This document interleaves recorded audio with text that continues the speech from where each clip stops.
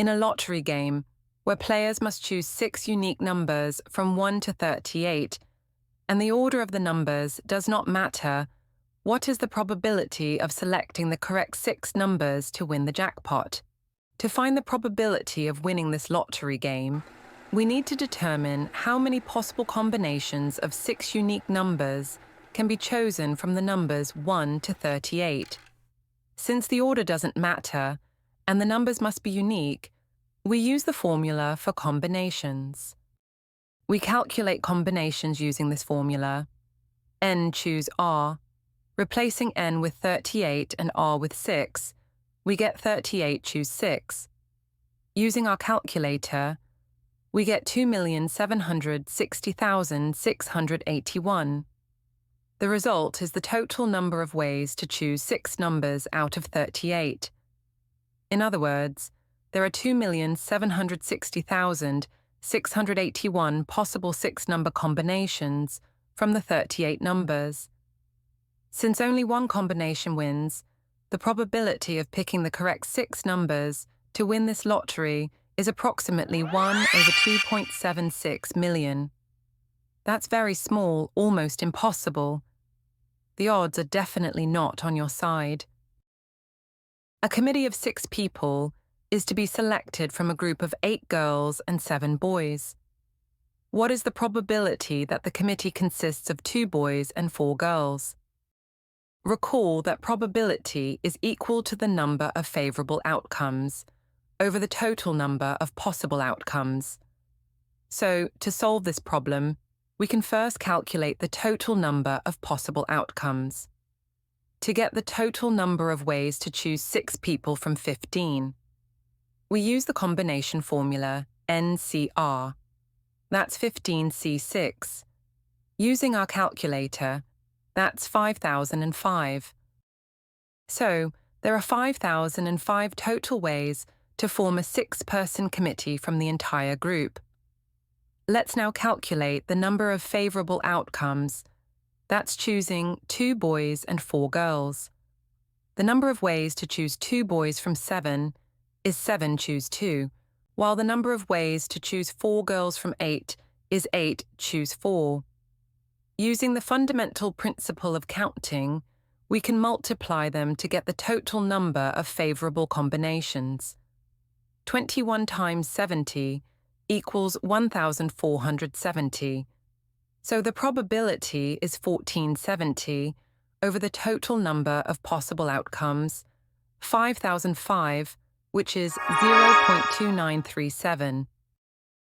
5 paintings are to be hung side by side on a wall. 2 of the paintings were created by the same artist, and the other 3 were each done by different artists. What is the probability that the 2 paintings by the same artist will be hung next to each other? Let's solve this problem by first finding the total number of possible arrangements without restriction. We're arranging 5 paintings, so initially, all 5 are treated as distinct paintings. So the total number of arrangements is 5 factorial, which is 120. Let's now calculate the number of favorable outcomes. That's when the 2 paintings by the same artist are together. We group the 2 paintings by the same artist into one block. Now we're arranging 4 items, the block of 2 similar artist paintings, and the other 3 individual paintings. The number of ways to arrange 4 items equals 4 factorial ways. But the 2 paintings inside the block can be arranged among themselves in 2 factorial ways.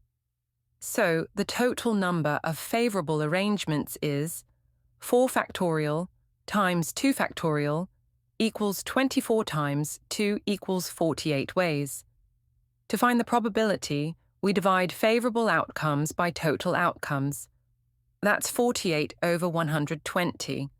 So the probability that the 2 paintings by the same artist are hung next to each other is 0.4, or 40%. Have you ever wondered how likely it is to be dealt a straight flush in poker? Let's break it down and find the probability step by step. A straight flush is a hand of 5 cards in numerical order, all from the same suit. For example, a hand like this, 2, 3, 4, 5, and 6, is a straight flush in hearts. We first need to calculate the total number of 5-card hands.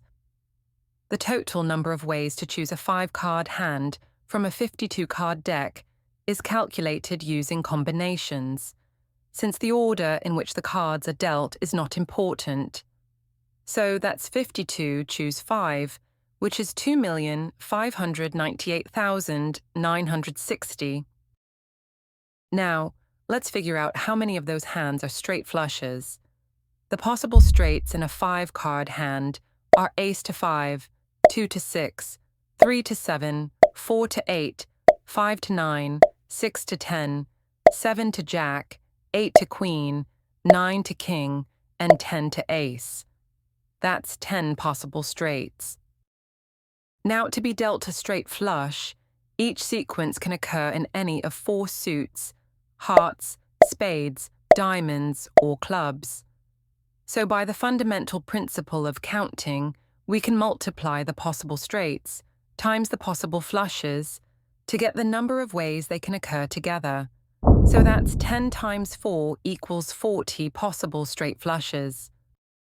So the probability of being dealt a straight flush is equal to the number of straight flushes over the total number of 5-card hands. That's 40 over 2,598,960.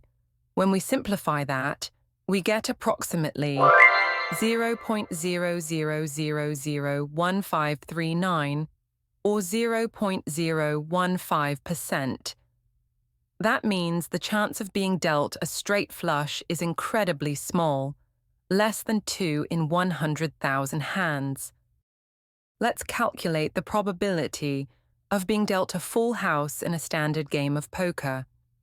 A full house is a 5-card hand that contains 3 cards of one rank and 2 cards of another rank. For example, 3 sevens and 2 tens is a full house, since it has 3 of a kind and a pair.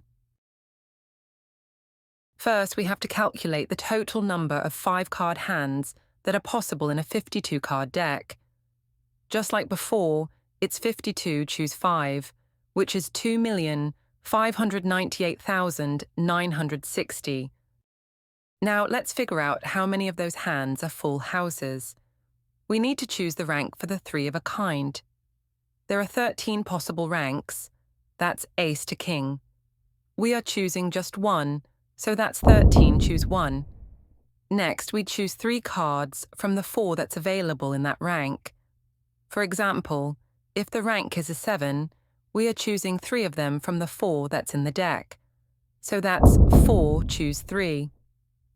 The next step is to choose a different rank for the pair. We now have 12 ranks left to choose 1 rank from. That's 12 choose 1. And finally, we choose the pair from the 4 cards in that rank, hence 4 choose 2. So, using the fundamental principle of counting, we multiply these together. 13 times 4 times 12 times 6 equals 3,744 possible full house hands.